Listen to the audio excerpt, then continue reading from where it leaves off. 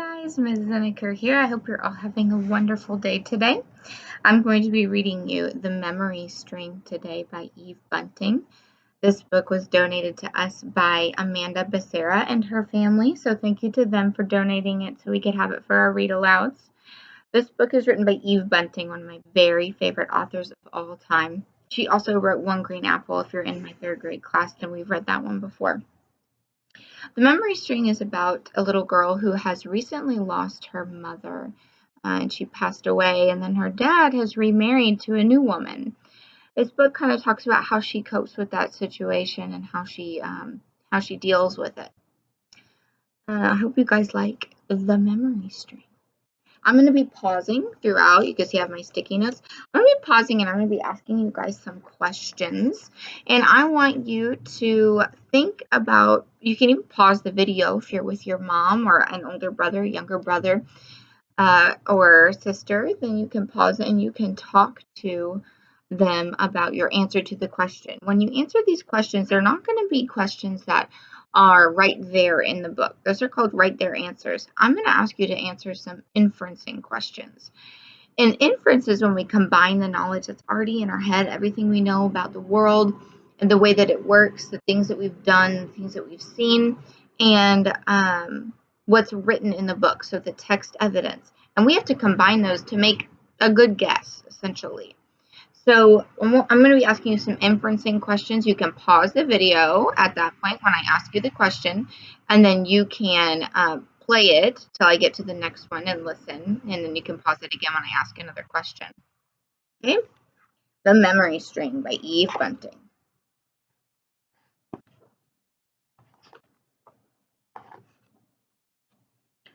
Laura sat under the oak tree in their small backyard. Whiskers, her black and white cat, lay beside her, twitching his tail.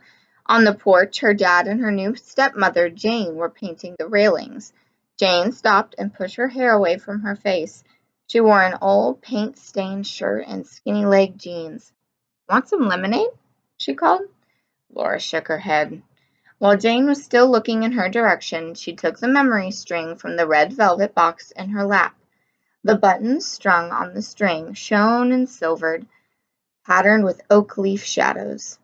Jane dipped her brush in the paint and went back to work. Her shoulders were stiff. Laura had pulled out this string a lot in front of her stepmother.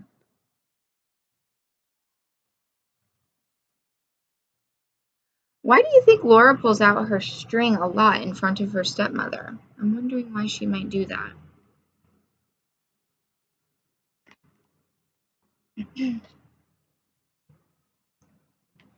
"This was my great-grandmother's memory string," Laura told Whiskers in a loud voice. "Then it was my grandmother's, then my mother's, and now it's mine." "Are you sure you don't want some lemonade?" her dad called. "No, thanks," Laura said. "If you're not doing anything important, you might come help us." Jane's voice was sharp. "I am doing something important," Laura said. "This button came off my great-grandmother's first grown-up dress," she told Whiskers. "Back then, some people couldn't read or keep diaries, so a string like this was their way to remember. Mom told me." Whiskers yawned.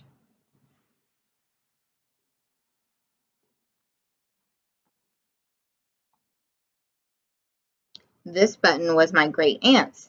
She wore the dress to a quilting party. It's all part of our family's history." Whiskers got up to leave, but Laura took a firm grip under his stomach and crushed him against her, leaving her arms free. "Yow!" Whiskers warned. "Be quiet," Laura whispered. "I can't talk about my memory string to myself, can I? You have to stay here."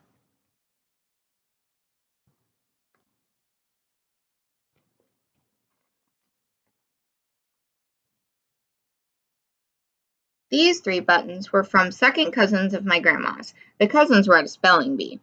She peered up under her bangs. Dad was pouring lemonade. He took a frosted glass to Jane, and she sat back on her heels and smiled at him. Laura saw him touch Jane's neck, under her hair.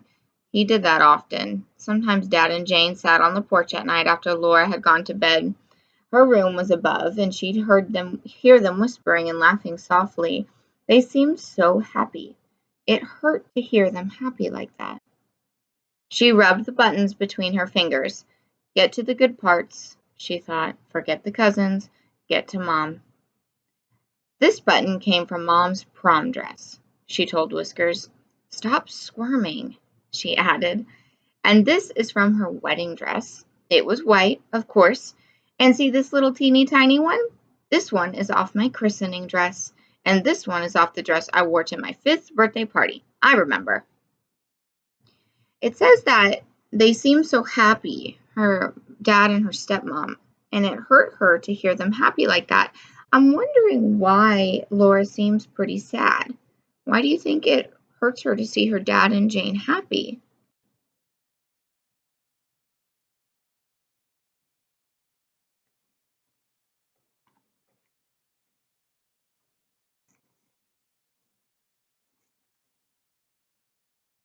She stopped for breath and glanced up again at Jane.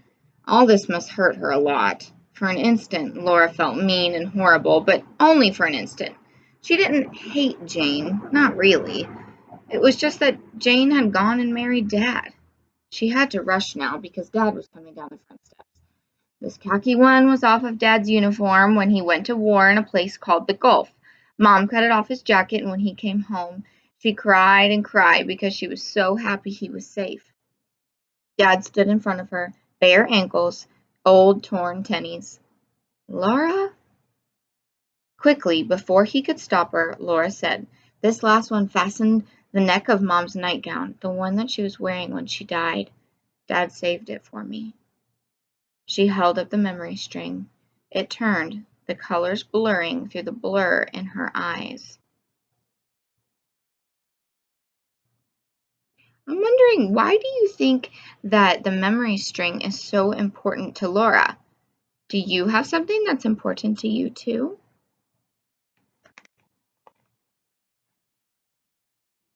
Whiskers leapt. Watch it, Dad said anxiously, but he was too late. Whisker's claws caught the string, scattering buttons like sunflower seeds. Laura covered her eyes with her hands. Oh no!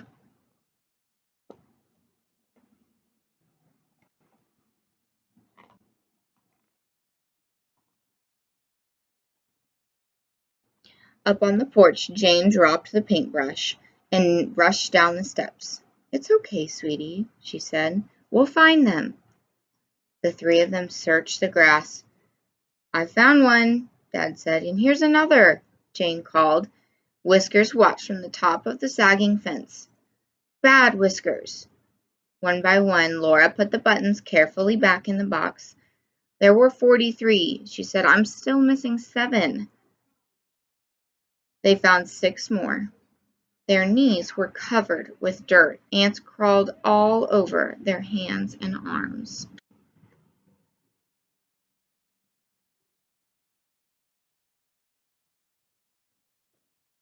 I'm wondering, how do you think that Laura feels right now? How do you think Jane feels? And how do you think her dad is feeling right now while they're searching?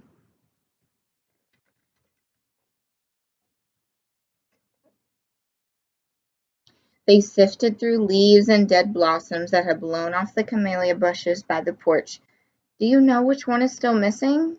Jane asked. The one from Dad's uniform. It was Mom's favorite because tears streamed down Laura's face. Oh, Laura, my dear. It was what Mom would have said, what Mom would have done. Jane's voice was soft as Mom's would have been, but this wasn't Mom. Mom had died 3 years ago. This was Jane. Dad? Laura whispered, and her dad folded her against him. They searched again after supper until the light faded while Whiskers lay on the porch, lazily swatting bugs.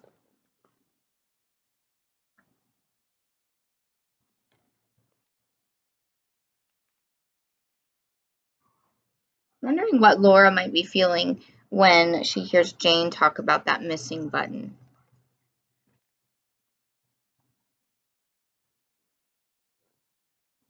When she finally went to bed, Laura couldn't sleep. "We'll find the button in the morning," Dad had promised, "and I'll help you restring them," Jane said. "Thanks, but I know how to do it," Laura told her. She lay listening to the crickets, listening to Whiskers purring beside her. A little later she heard the murmur of porch voices, and she got out of bed and knelt by the window. Jane and Dad sat in the swing. She could hear its soft creak. Bugs batted against the yellow light bulb. "But there won't be any difference," Dad was saying. "My old uniform is in one of those boxes we stored in the attic. I can cut a button off and just drop it in the grass. She'll never know."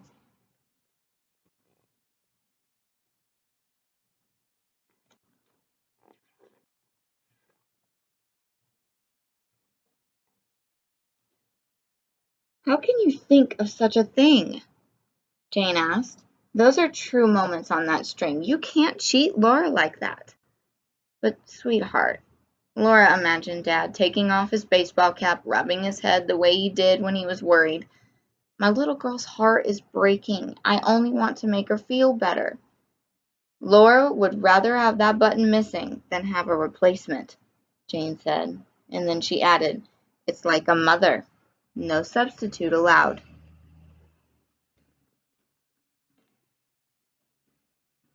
I wonder how those comments that Laura's hearing Jane say make her feel.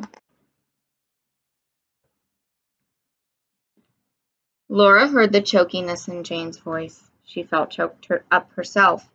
The swing squeaked as one of them stood up.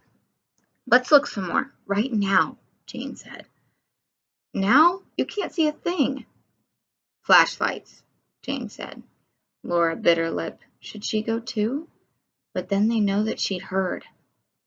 She watched the white circles of the flashlights, the dark figures of Jane and Dad crawling through the grass. She could smell the fresh paint. The crickets had stopped singing to listen.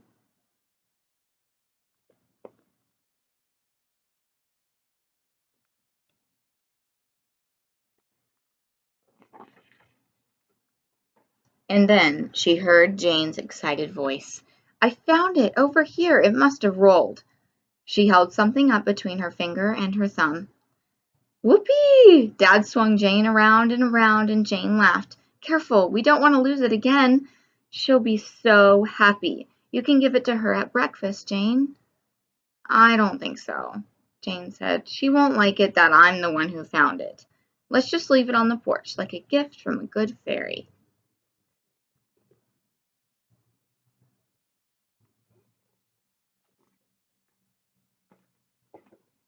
Laura got slowly back into bed. Remember, Laura's listening to all of this happening. Whiskers had moved into her warm place, and she slid over to him. "Grr," he warned. She lay thinking, Jane's sad voice saying, "It's like a mother, no substitute allowed." She remembered the soft look on Jane's face today, the way she had understood about the true moments on the string. So much to think about, so much. I'm wondering what she needs to think about.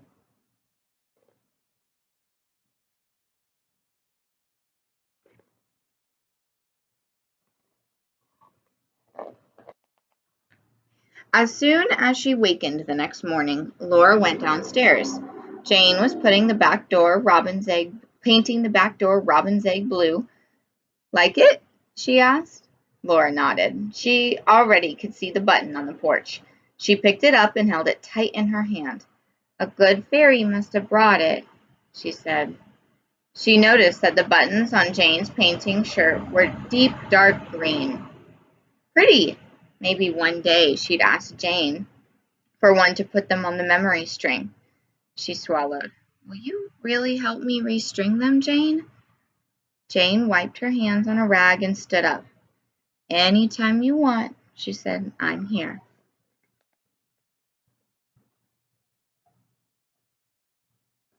Wondering how you think that Laura felt and how you think that Jane felt. Specifically, Laura, how do you think she feels at the end? She listened to all that conversation between her dad and her stepmom, And it really seemed like her stepmom understands what she's going through and just wants to be there for her. So I'm wondering how you think Laura feels about all of this and how you think Jane feels when Laura finally comes to her and asks her to help her restring the memory string. I like this last page too.